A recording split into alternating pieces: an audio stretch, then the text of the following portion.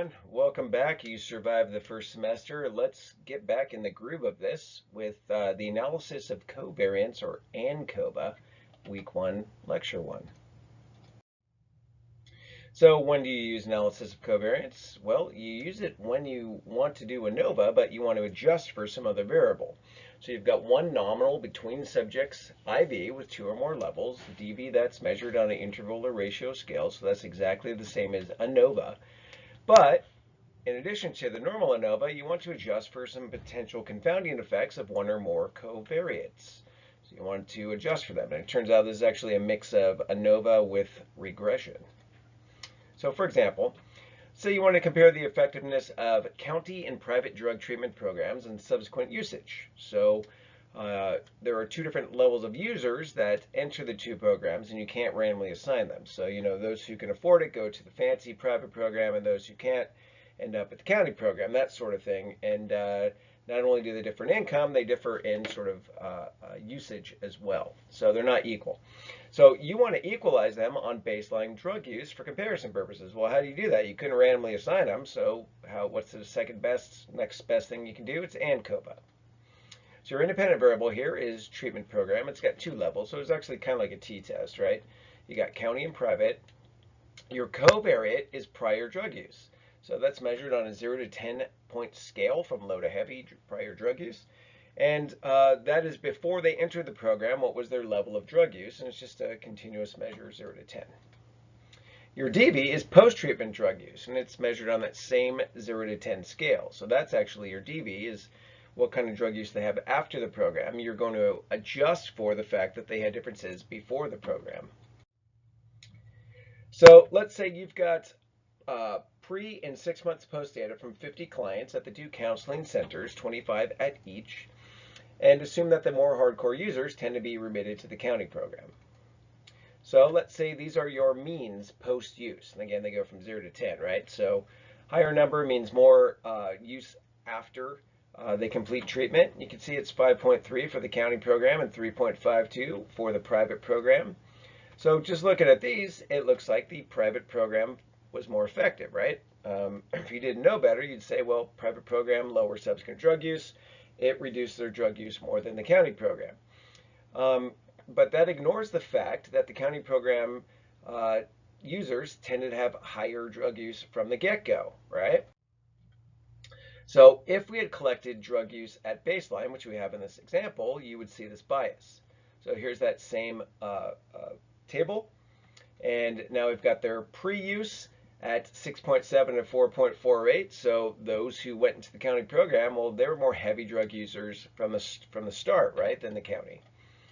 And if we take into account these pre-existing differences, our conclusions might differ from just a crude post-only design. So there's those post-only means. So what was the change in drug use in the county versus the private? Well, it was down 1.4 points for the county, and it was down less than a full point for private. So in reality, it looks like the county program actually reduced drug use more.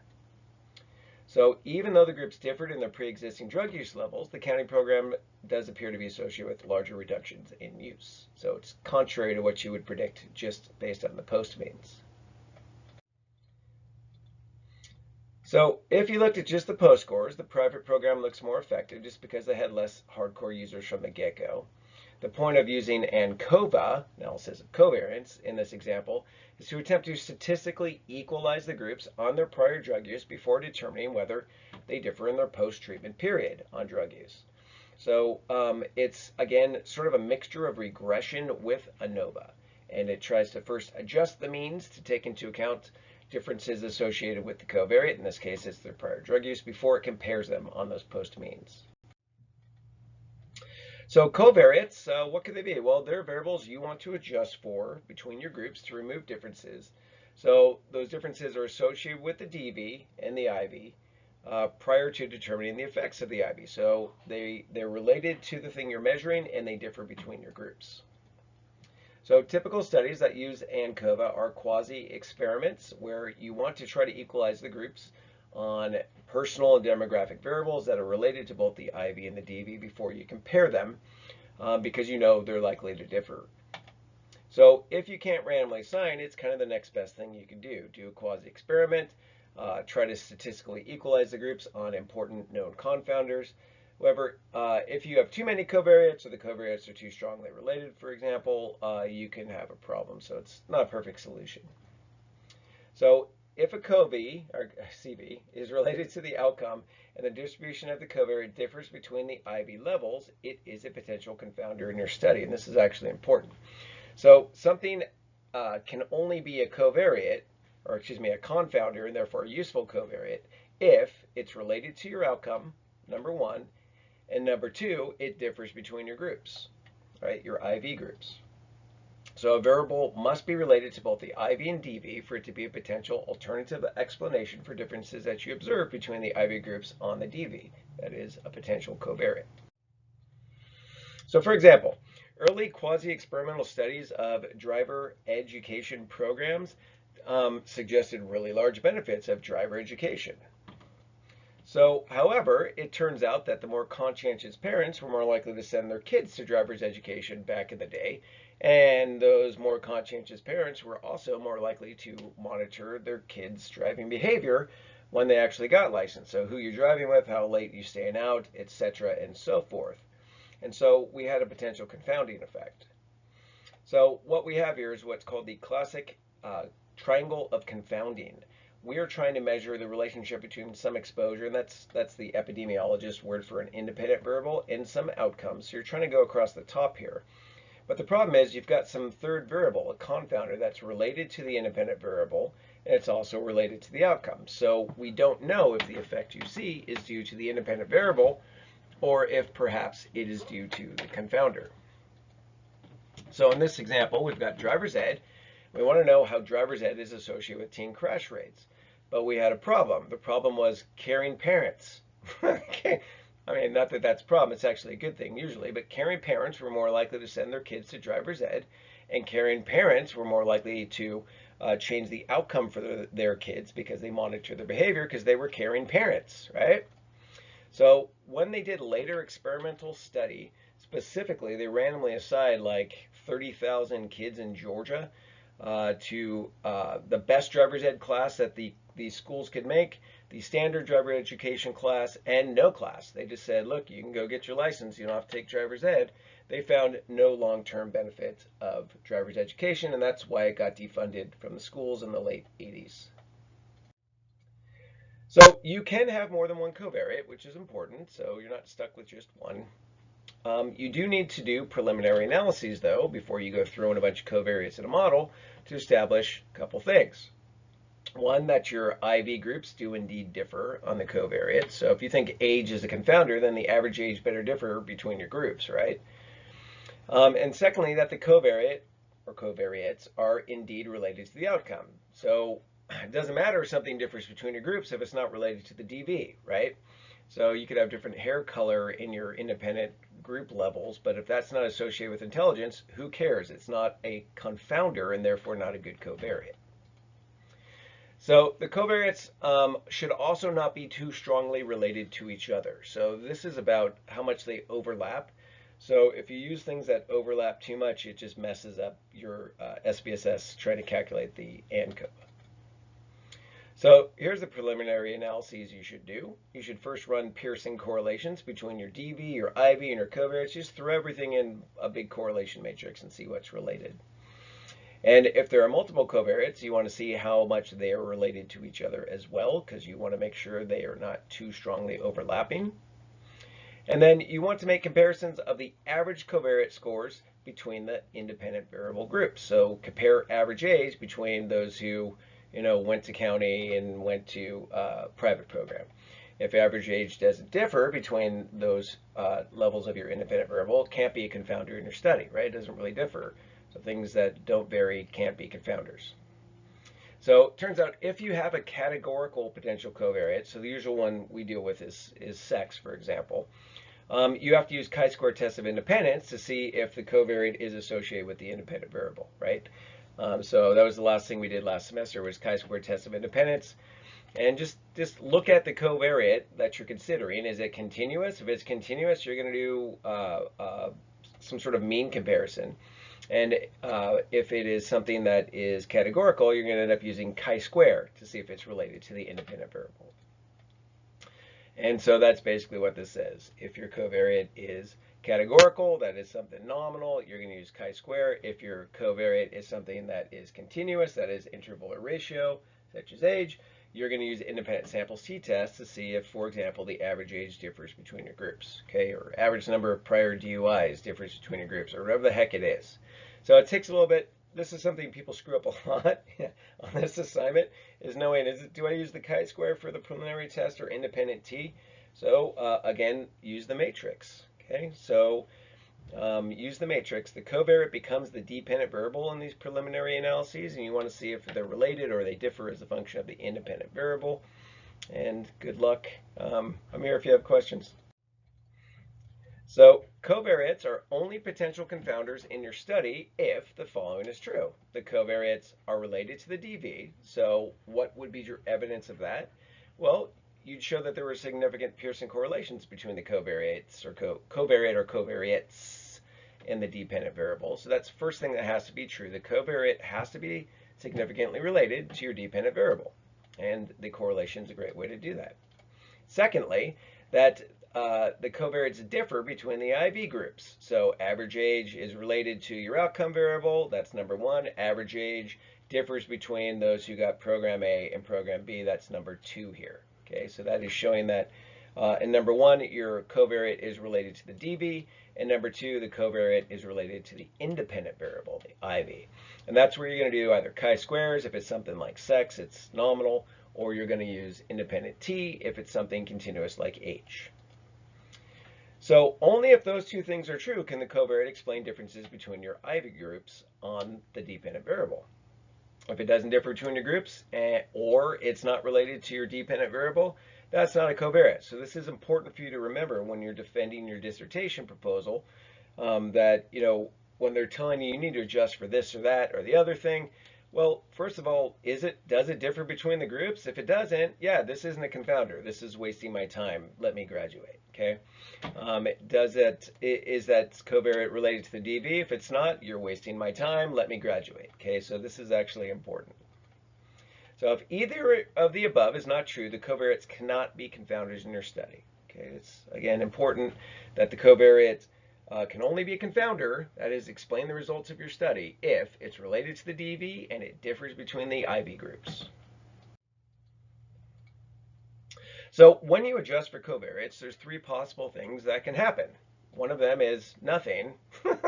So, sometimes you throw covariate in there and nothing really happens, or it just sort of reduces the error a little bit.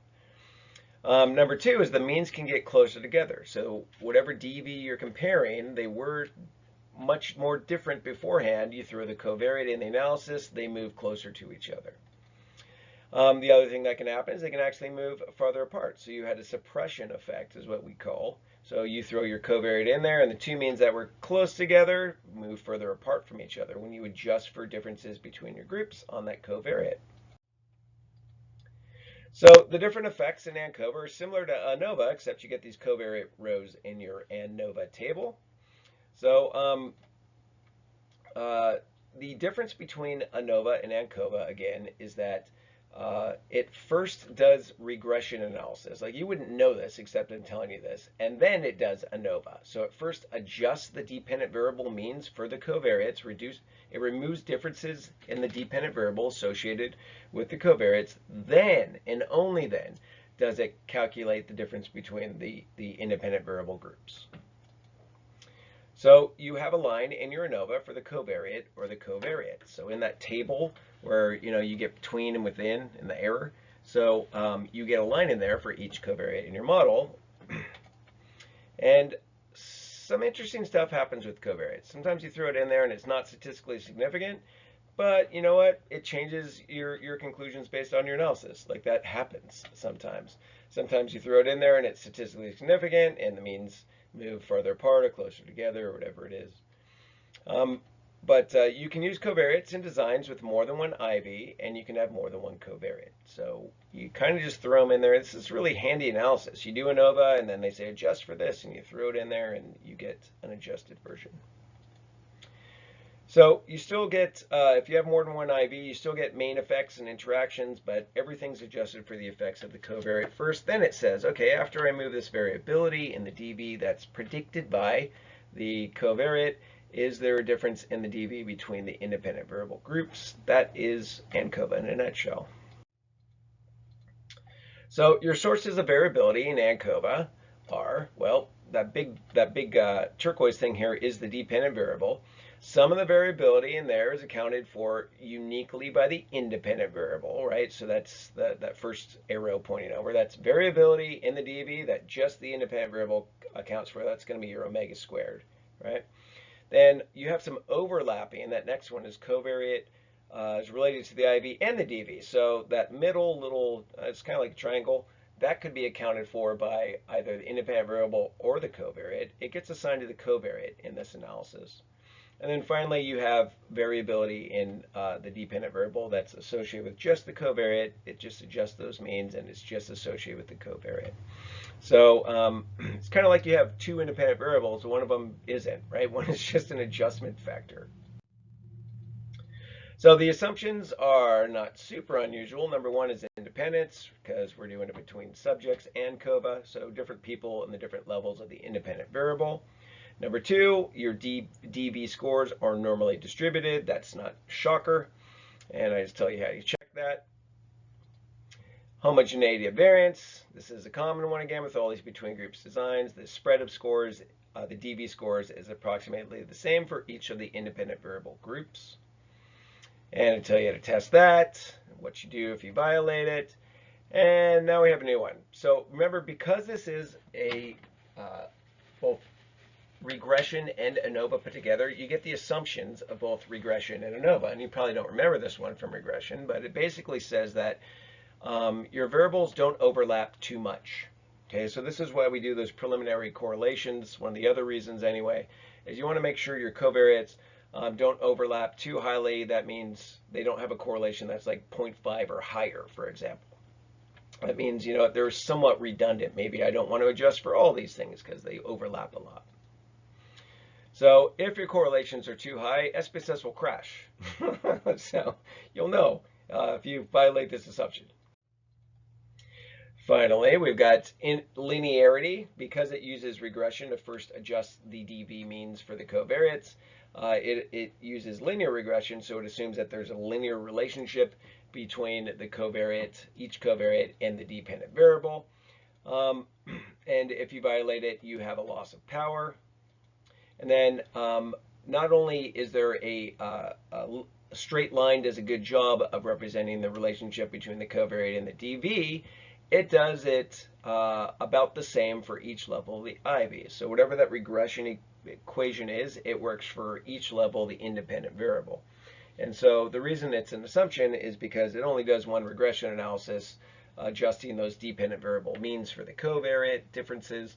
And then it does the ANOVA. So because it only does one model, that one model has to work for each level of the independent variable. That's what number 6 means, the homogeneity of regression slopes.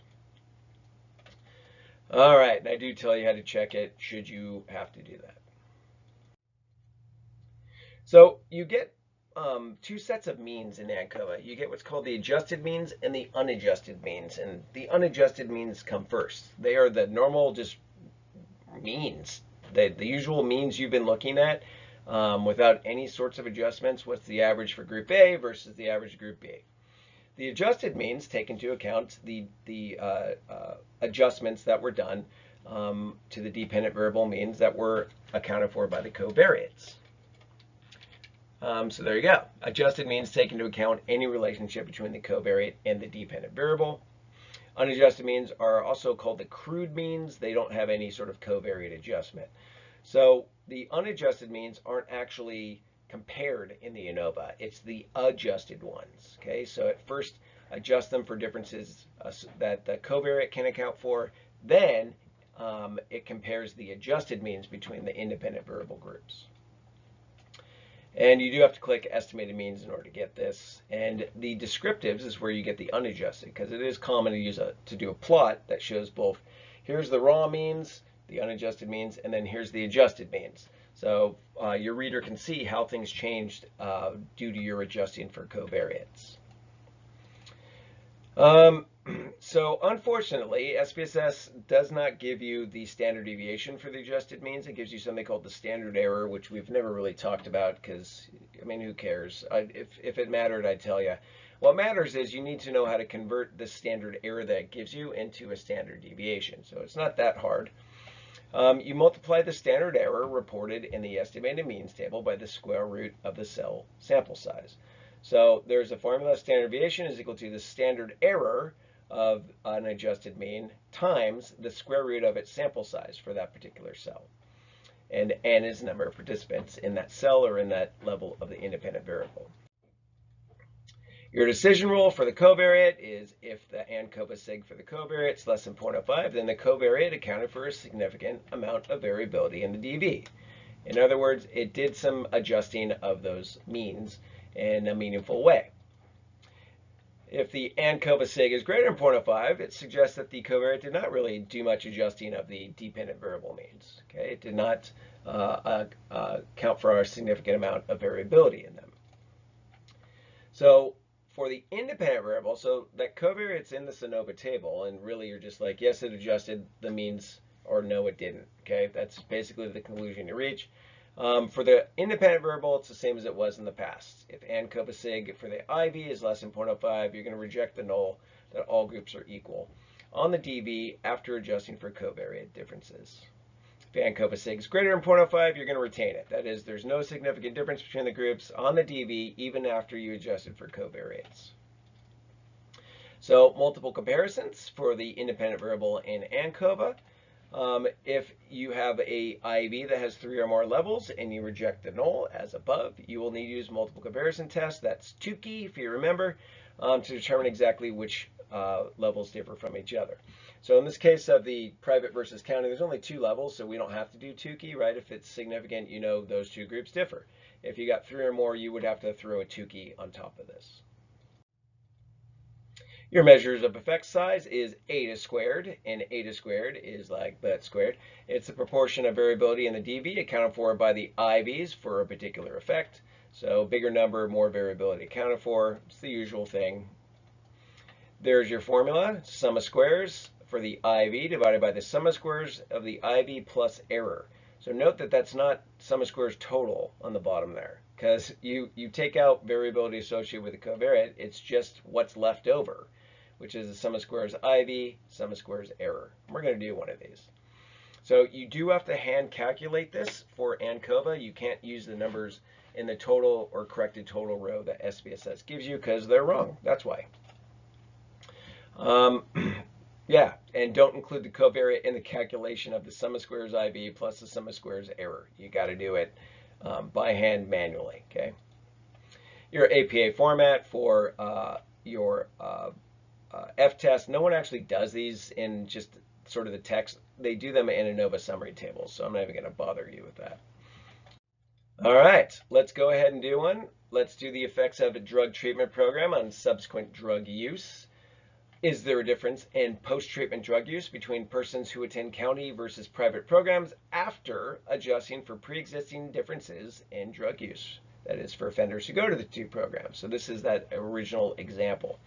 So we're going to see how effective are county versus private programs after we adjust for the fact that the more serious users get remitted to county. So your IV is simple. It's 2 levels, like a t-test, right? Drug treatment program, county versus private. Your covariate is prior drug use. It's on a 0 to 10 point scale from low to heavy. So a higher score means that person had higher prior drug use. Your DV is also measured on that same 0 to 10 point scale, but it's post-treatment drug use. So you got pre or prior and post-treatment drug use. Prior is being used as a covariate, post is being used as your dependent variable, and you're comparing the average drug use post-treatment between county and private programs. Here's what the data look like. You got a column here for whether they went to private or county program, and you know that there's like 1s and 2s under those words, not words. You've got their post-treatment use, that's your DV. You got their pre-treatment drug use, that's their covariate that we're going to adjust for.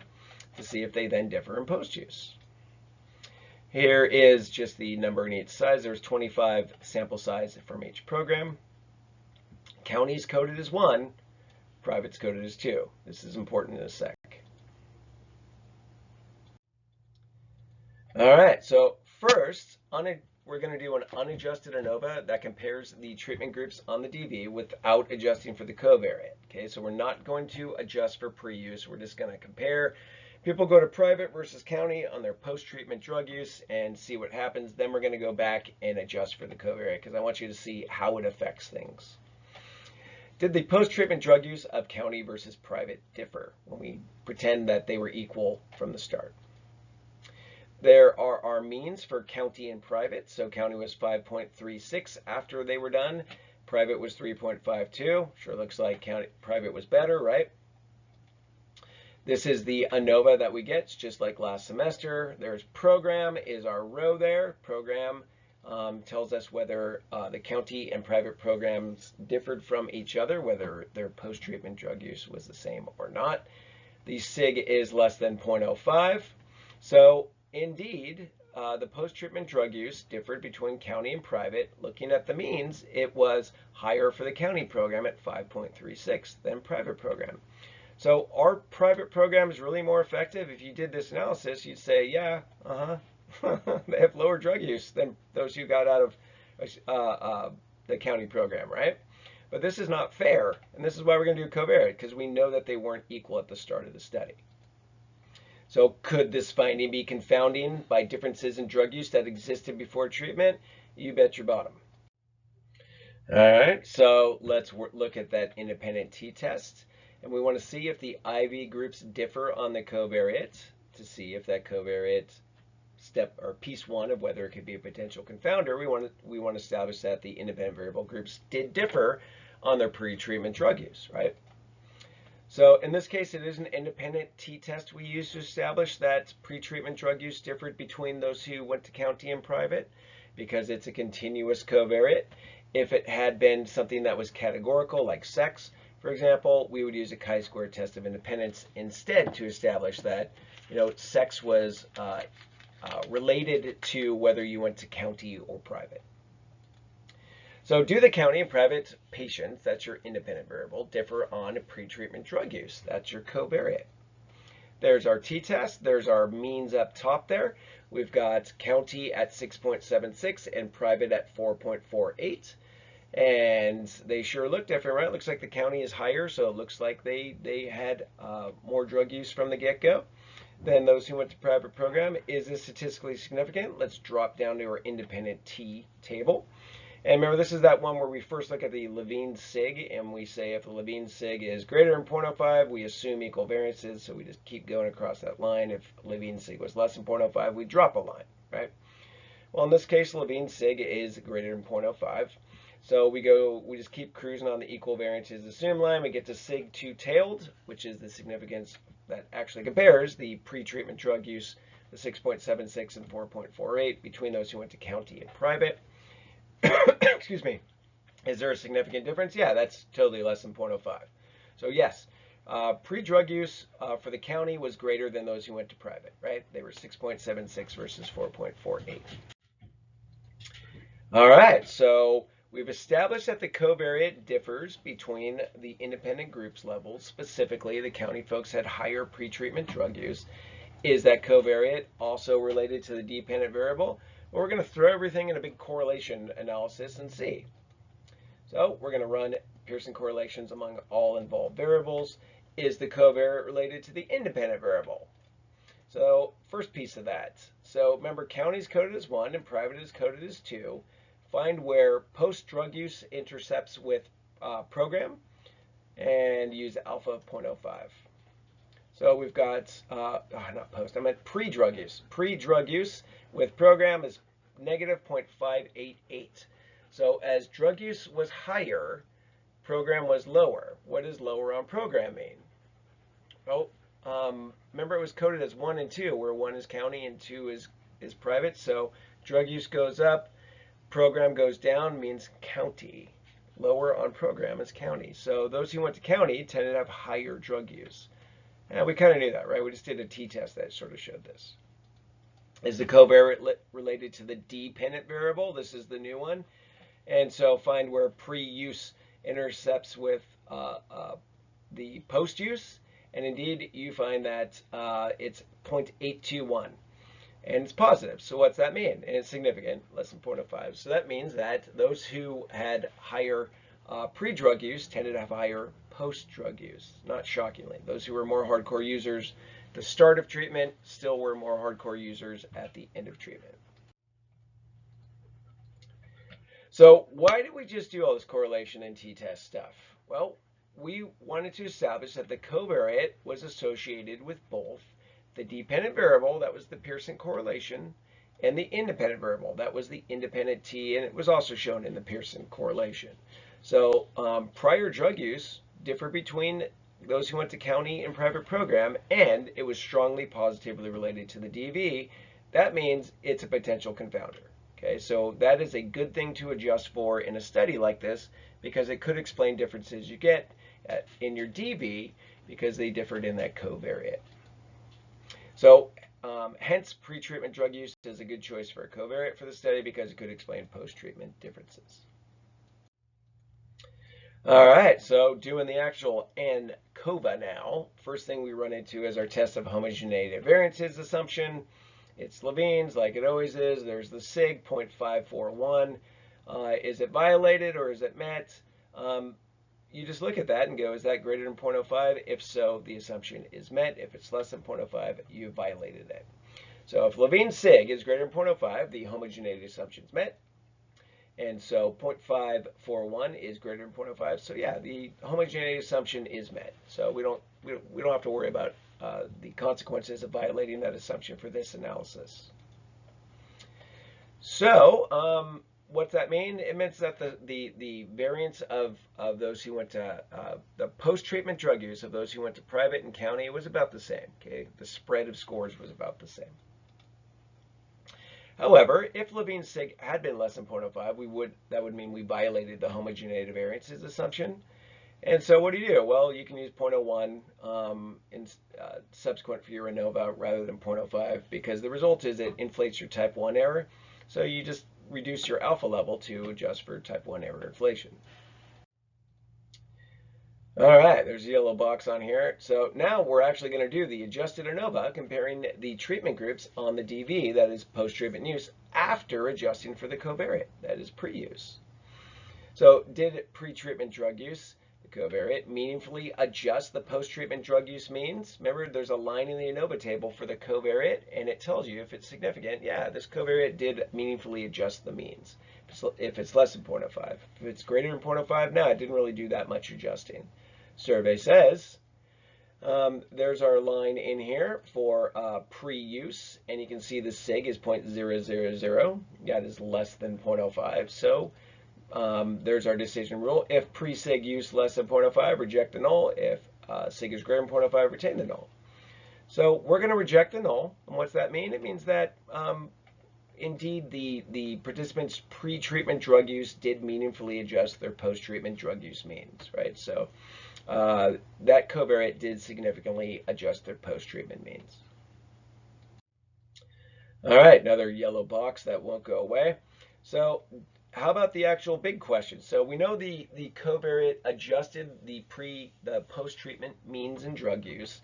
Do the groups still differ? So remember what we found in the straight ANCOVA before was that, yeah, those who went to county had higher drug use after treatment than those who went to private, right? So now we've adjusted those means before we've compared them between county and private for the fact that they differed in their drug use, baseline drug use before they even started the program. Do they still differ? Well, there's, can we reject the null that county and private programs attendees do not differ in their post-treatment drug use? There's our line for the independent variable program. There's our SIG. There's our rule. If program SIG's less than 0.05, we're going to reject the null. That is, there's still a difference between those who went to county and private. If SIG's greater than 0.05, we'll retain the null. Well, that 0.243 is definitely greater than 0.05, so we're not rejecting any nulls here. There's no longer a significant difference. So after adjusting for pre-existing differences in drug use, the attendees of county and private programs have similar levels of post-treatment drug use. That is, when you take into account the fact that they differ from the start, they no longer differ at the end. That's the conclusion here. So remember when we did the ANOVA, we didn't have the covariate, the earlier first analysis we did here, they differed, right? Those who go into private look like they were better. Here SPSS has first done a regression, you don't even know it, but it's done a regression, adjusted the means between the post-treatment means for those who were in county and private, and after it did those adjustments, there's no longer a significant difference between those who went to county and private program and their post-treatment drug use. So let's actually look at the unadjusted means and the adjusted means. So the unadjusted means, again, are what we call the crude means. They are just the means in post-treatment drug use without any sorts of adjustments or fancy analysis. And they come from this descriptives table. That's where they come from. And they should look familiar. So county's post-treatment crude means were 5.36 and private was 3.52. So remember, that was that first ANOVA we did where we said, oh yeah, those who went to private look like they do better in treatment. These are sort of the normal means that are compared when you don't do a covariate analysis. The adjusted means, however, are the means after you remove any confounding by the covariate. So they come in this estimated marginal means table. The estimated marginal means shows the adjusted means of post-treatment drug use after removing confounding associated with pre-use. And you can look at those two means, 4.67 and 4.24. So the county's post-treatment drug use started at 5.36. After we took into account the fact that they started with worse drug use levels, it went down to 4.64, right? Let's round it. The private program, they started with a post-treatment drug use of 3.52. After we account for the fact that they had lower use from the start, their post-treatment mean is 4.24. Those two things, 4.64 and 4.24, are not significantly different. The means move closer to each other. That's what happened as a result of the adjustment. So these adjusted means reflect the effect of the covariates being removed. And after adjusting for pre-existing differences in drug use, the attendees of the county and the private drug treatment programs do not differ in their post-treatment drug use. It suggests that both programs are equally effective. They only looked like the private was better in that prior analysis because less hardcore users go to private programs than the county.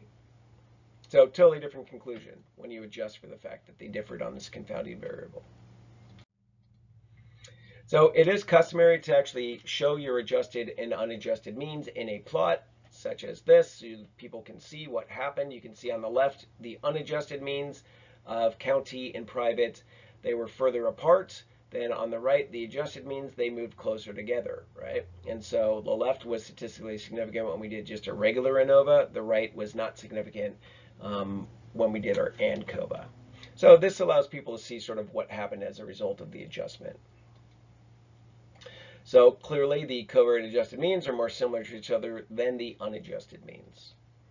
And the confounding effect in those means on the left made it look like the groups are different when they really weren't. Both programs are equally effective for reducing subsequent drug use. It's also customary to present those adjusted and unadjusted means in a table. And remember the standard deviations for the estimated marginal means, that is the adjusted means, you get a standard error, not a standard deviation. So you got to convert them using a little formula. So this is what that table looks like in APA format. You got a row for unadjusted, a row for adjusted. You've got the county folks and the private folks, and it shows that the county folks unadjusted were 5.36, went down to 4.64, and those in the private started at 3.52. They moved up to 4.24.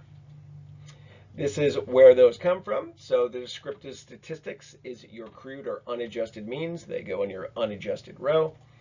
Your estimated marginal means is where you get your adjusted means, but note it's got STD error, that's standard error, not standard deviation. So you got to convert those first to standard deviation to put them in your table. So this is where you use that little formula, standard deviation equals the standard error times the square root of the sample size. Remember, the sample size is 25 in each group, so it's going to be the square root of 25, which is 5, right? So it's going to be 0.214 times 5 is going to be the math here. And you get 1.07 for them and 1.07 for them. So not too hard. A little bit of math, but not too hard. And finally, your measures of effect size for analysis of covariance is eta squared, n squared. Remember, it's the sum of squares for the independent variable divided by not the sum of squares total, the sum of squares of the IV plus the sum of squares error. You have to add those two things together. You ignore the pre-use for that one. So our eta squared is 1.264. That's the sum of squares for the IV for program, divided by 43.822, which is the sum of program and errors sum of squares. Okay, and that gives you 0.029, or about 3% of the variability. And post-treatment drug use is accounted for by whether they went to county or private. That was not significant. It's not very big. So there's that mean.